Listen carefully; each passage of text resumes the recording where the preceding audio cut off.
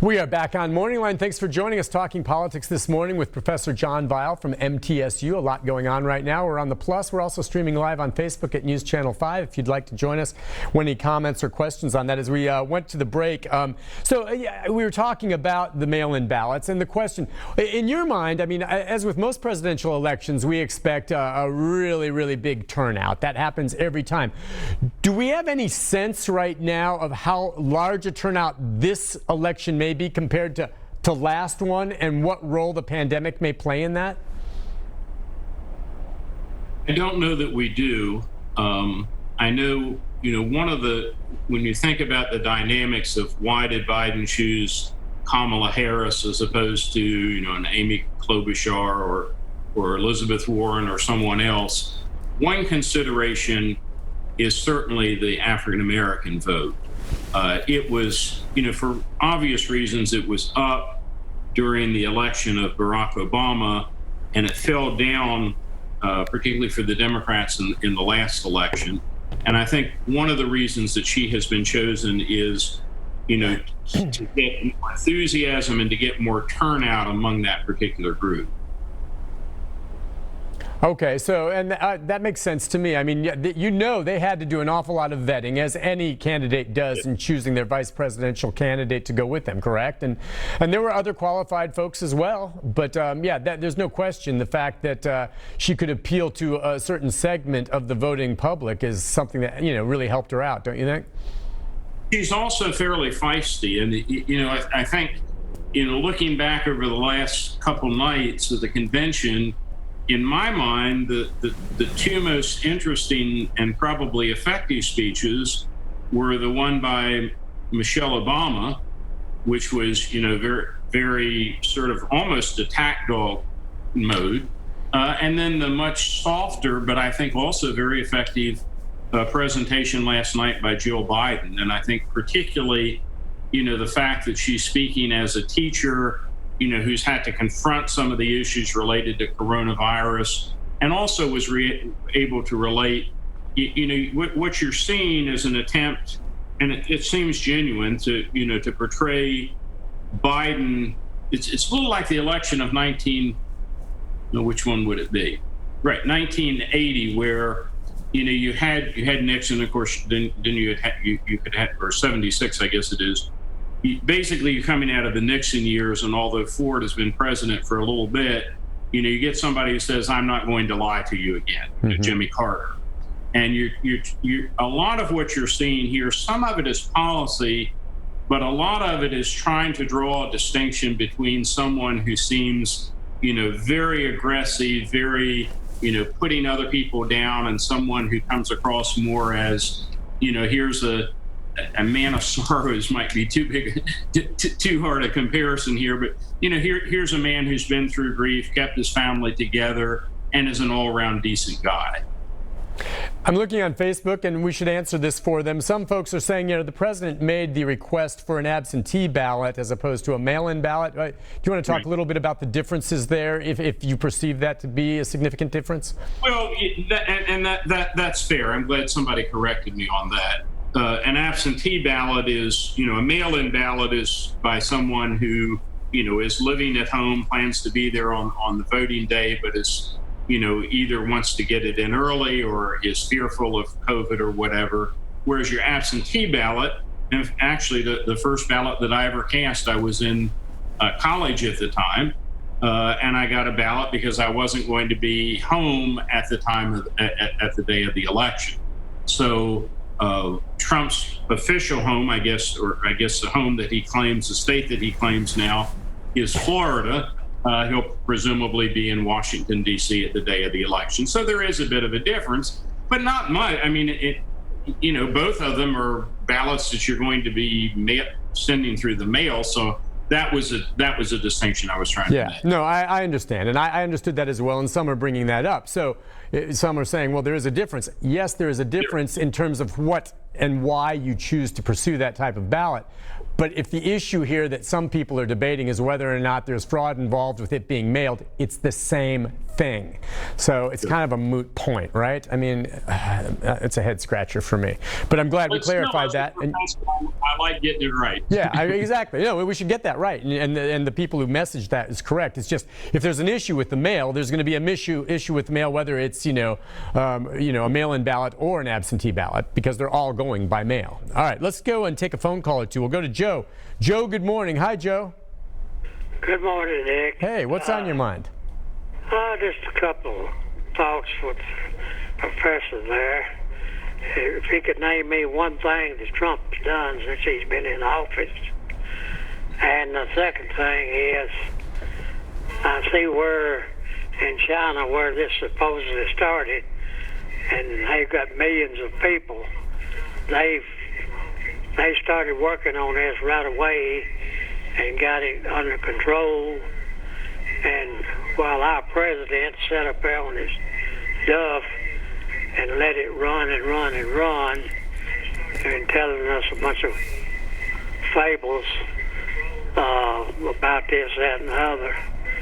And the third thing is, anybody that can't see through why he fired the postmaster that was there and put his man in was for one reason, to slow down the mail service and take up a bunch of mailboxes and a bunch of machinery to keep the mail-in ballots from being counted.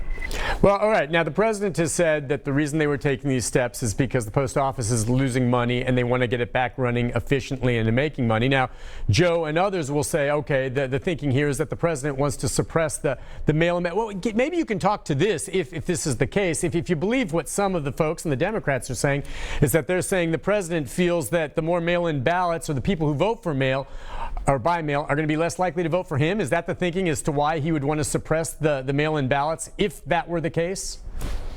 Yes, I mean that's the general consensus, is that those who go to the polls are be more likely his folks.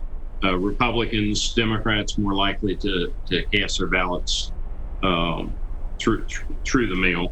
If I could address the other thing, the first question that Joe asked was, name something that Trump's done. And I think he's actually done quite a bit, but whether you approve of it or not is very different. But certainly, he's gotten through two judicial nominations that have been very pleasing to most Republicans.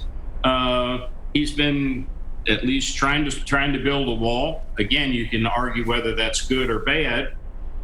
In terms of the second question, I don't know that China is necessarily the country that we want to point to here as a great exemplar of combating coronavirus. Right. I mean, they yes, it seems to be under control now, but it took them a while. And to some degree, what Trump says about them being responsible is partly there. But we've had a lot of flaws, and the most recent. There just seems to be such a disconnect between, what the scientists and the medical people are telling us and what the administration is telling us. And I frankly, I don't have anything against Mike Lindell and My Pillow, but I would just sort of hope that at this stage of the virus, with 1,000 people or more dying a day, that we would be getting advice from someone other than, someone who's making pillows.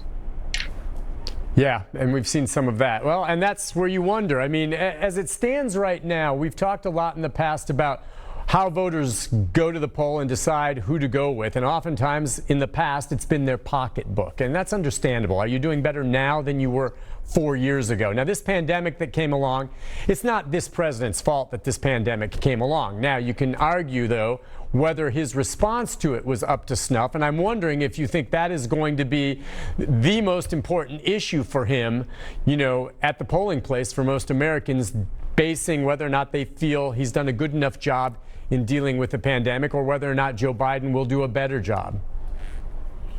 The traditional line came about with Clinton was, it's the economy, stupid. And often that's correct. The great irony right now, which is not lost, I think, on too many people, is, just a day or so ago, I guess it was S&P actually hit a record high after having dipped from a bear market back to a bull market. So the economy, some people at the top seem to be continuing to do pretty well. And, while others are worried about being evicted and, whether they're going to have enough food on the table and, do they have the technology to take care of their kids in school and the like.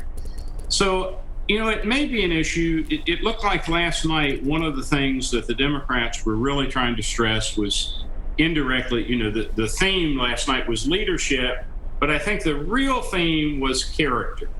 They're trying to portray Biden as someone who's empathetic, and that's not a quality, frankly, that a current president seems to have had very much of. So certainly that's going to be a component of it. Let's take another phone call. We've got one from Ron. Hi, Ron. Are you there, Ron? Yeah. Go ahead. I wanted to ask his opinion on why not have virtual voting, like you're appearing this morning on television before Nick there. Have people that are going to vote call the voting office on a certain day or signed day maybe, and have them show ID to the voter, to the person. They've got a picture of them there, and then fax a vote to them or fix it where they can touch the screen and vote right there virtual, rather than even using the mail or having to go vote at an election place. Interesting. Modernize the voting. If it's perked in the right way, you could modernize the voting where you could appear on the television, on the computer, and do it face to face, just like you and Nick are talking. Interesting. Could that be the future, Professor? There's been discussion for years and years about, one of the things we don't have at the national election is we don't have national referenda and initiatives. So people can't actually introduce legislation or vote on it. And there has been discussion for years about having a button on your television or, maybe your computer where you would be able to cast a vote individually.